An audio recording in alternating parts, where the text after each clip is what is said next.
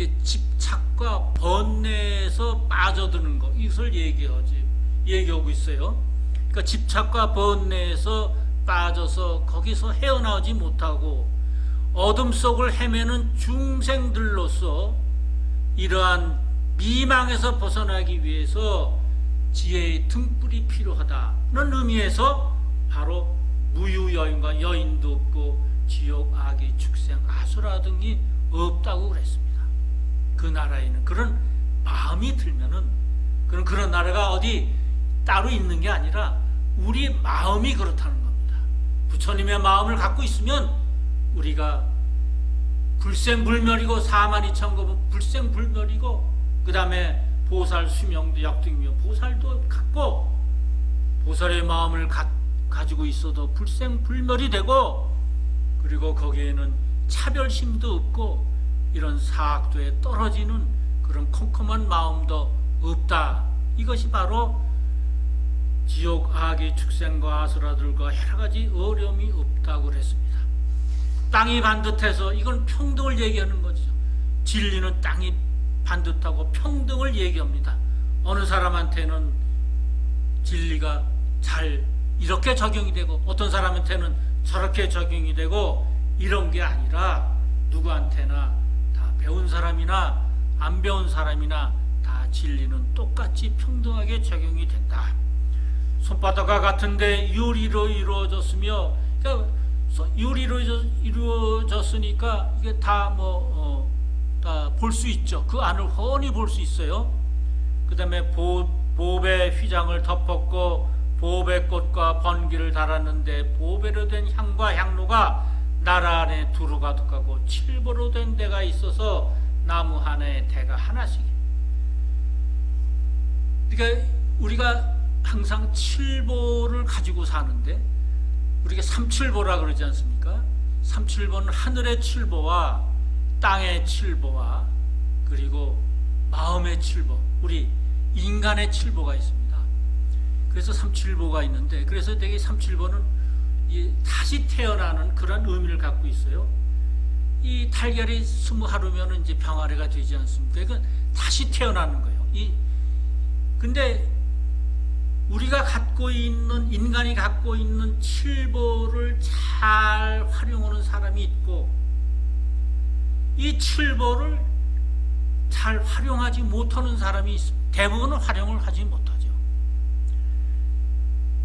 그렇기 때문에 그 활용하지 못하는 거 이게 뭐 없어서도 활용 못하지만 이게 탐진치 번뇌 망상에 찌들려 있으니까 그 칠보가 잘 작동이 되지 않아요.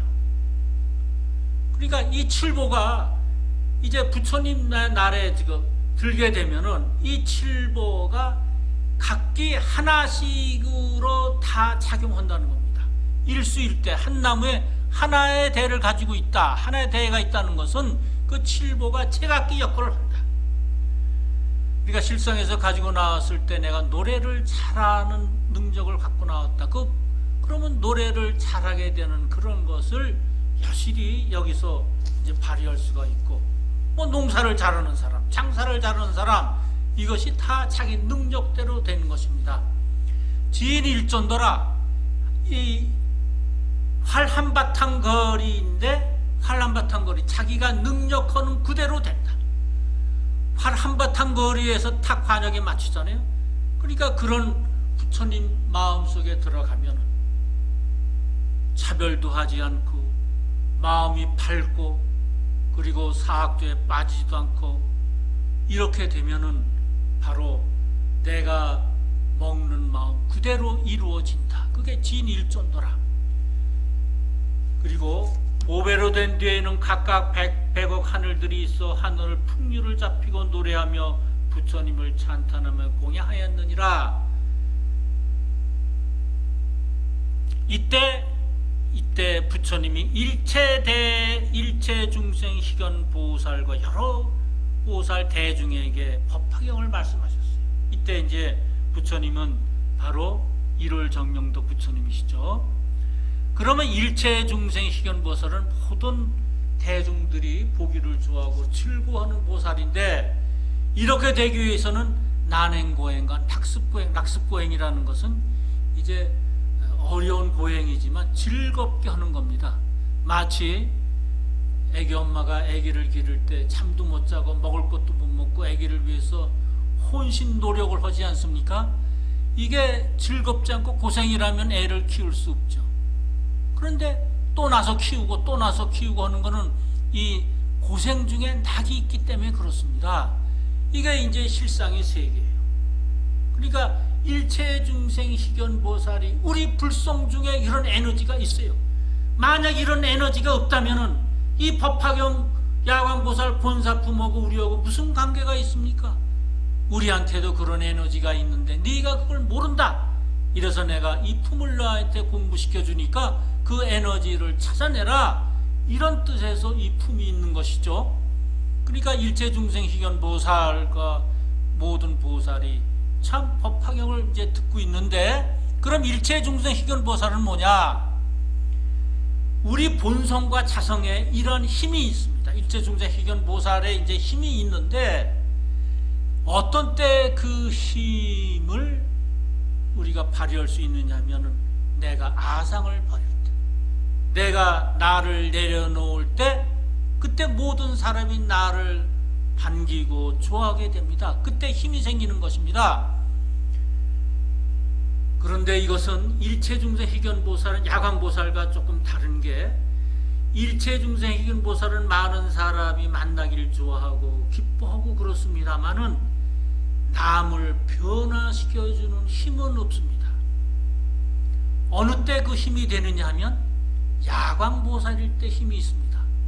그래서 일체중생 희견보살은 야광보살이 되고자 이제 낙습고행과 소신공양, 자기 몸을 불사르는 겁니다. 왜? 자기는 수의실력으로 했습니다만 이걸 일체중생 희견보살이 알죠. 아, 나는 실력으로 이런 힘을 얻었습니다마는 아직 많은 사람의 병을 고쳐주기 위해선 내가 더 다른 변화되는 힘을 가져야 되겠다 해서 자기 몸을 불사르고 나니까 그때 그 힘이 생깁니다. 일체중생 희견보살은 이런 얘기를 해요. 내가 금과 같은 내 두 팔을 버렸으니 다시 실상에서 새로 두 팔을 줄 것이다. 이래서 정말 자기 몸을 두 팔을 불사르니 금빛을 한 두 팔이 다시 생겼어요. 금빛은 완성된 자리거든요. 그래서 부처님을 이렇게 금으로 이렇게 하는 것은 우리가 이제 완성된 자리, 32가지 상을 말씀하시는 거죠. 그것을 말씀해서 우리가 이제 금빛 부처님을 모시는 것입니다. 이때 이제 일체중생 희견보살이 낙습고행하사, 그러니까 일체중생 보살은 이제 법화경을 이제 공부하면서 낙습고행이에요. 고행을 하는데 그게 즐거워요. 마치 아기를 키우는 것처럼.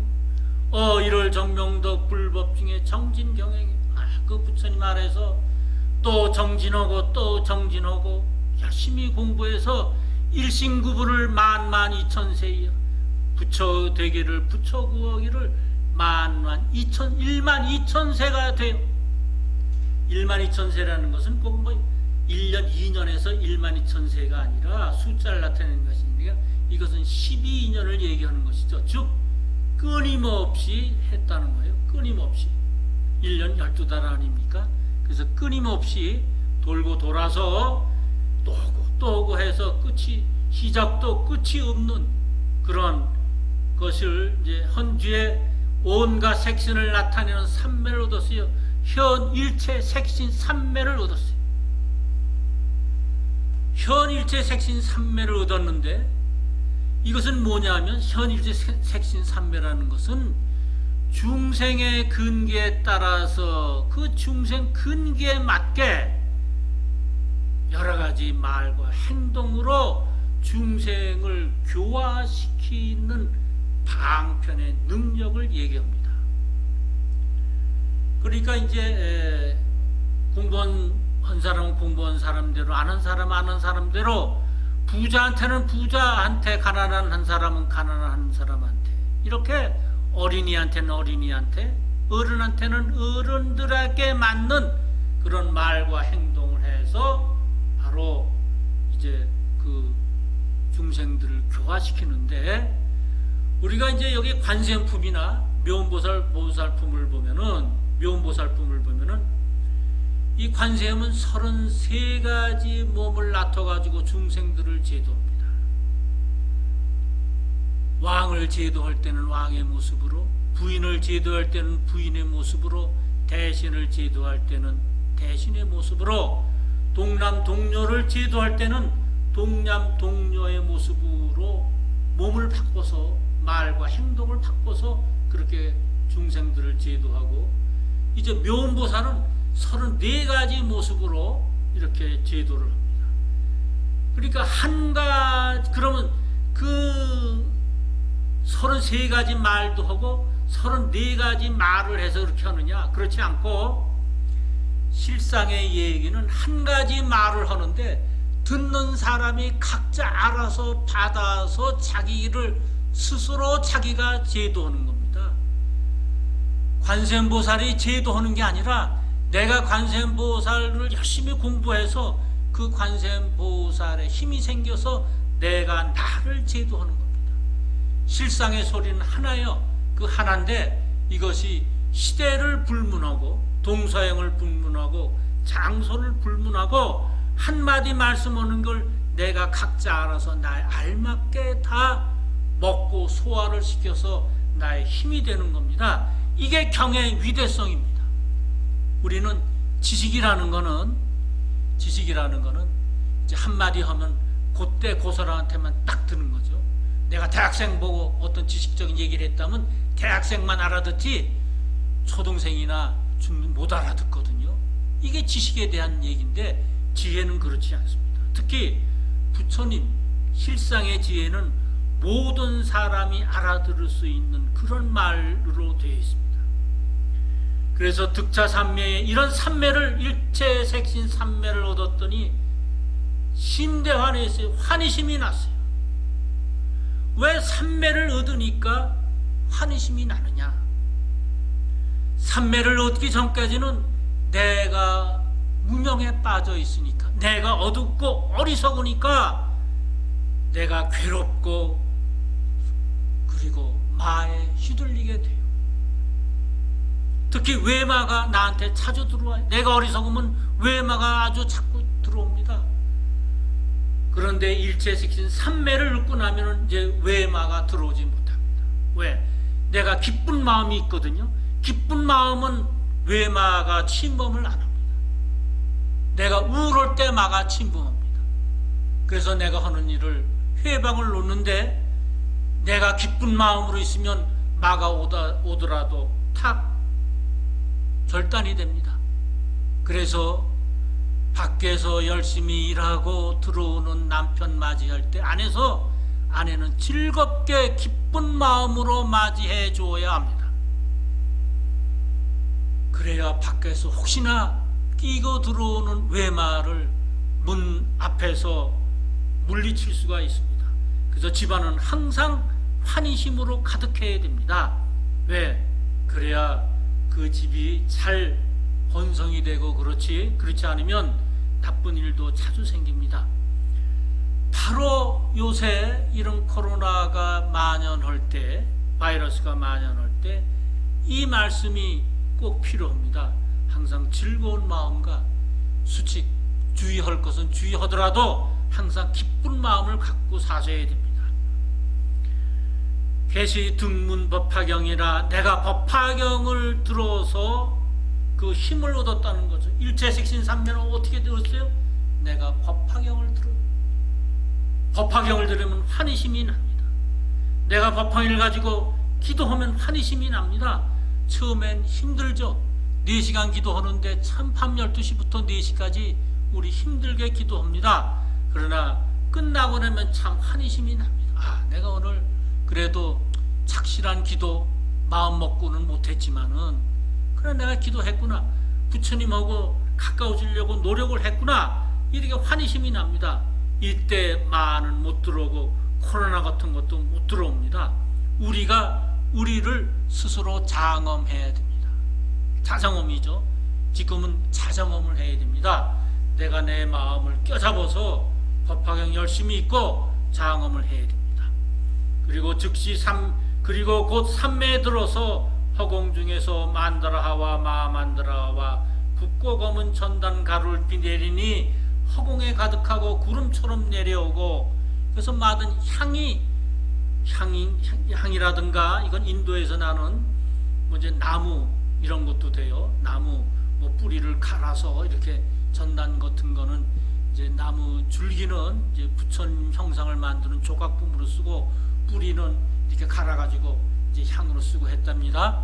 그런 게 허공 중에 가득 차서 구름처럼 내려왔습니다. 그러니까 이 마음 속에 그렇게 기쁨이 가득 찼다는 거죠. 이 향은 육수의 값이 사바세계와 맞먹는 것으로 부처님께 공양했다고 했습니다. 차향은 육수로 돼 가치는 사바세계로 이 공양불 이뤄라. 이 육수라는 것은 육수는 아주 무게를 다하는 단위를 얘기하는 것인데, 일수가 1.55g입니다. 그러니까 쌀 한 톨 정도의 무게입니다. 그러니까 이 동의보감에도 이게 제가 찾아보니까 육수가 1푼이었습니다. 육수가 1푼인데 이것은 뭐냐면 쌀 열알에 대한 무게입니다. 그러면 굉장히 가벼운 거죠. 그러니까 이 향이 여러 가지 향은 육수 아주 가벼운 건데, 이게 사바세계와 맞먹는다. 굉장히 값어치가 있는 거죠. 이 우주, 이 사바세계와 맞먹는 그 향이라는 것이 그 기쁨은 사바세계와 맞먹는 것입니다. 이런 것이죠. 내가 기뻐서 어떤 일을 이루고 기뻐할 때는 이 우주를 다 갖는 거 아닙니까? 아, 이 세상이 내 거야, 이러는 거와 같은 말씀입니다. 그러니까 우리가 그 힘은 어디서 나오는가? 바로 법화경을 수지, 독송, 해설, 서사할 때 나옵니다. 네, 오늘은 여기까지 말씀을 드리고 다음 기회에 나머지를 말씀드리겠습니다. 감사합니다.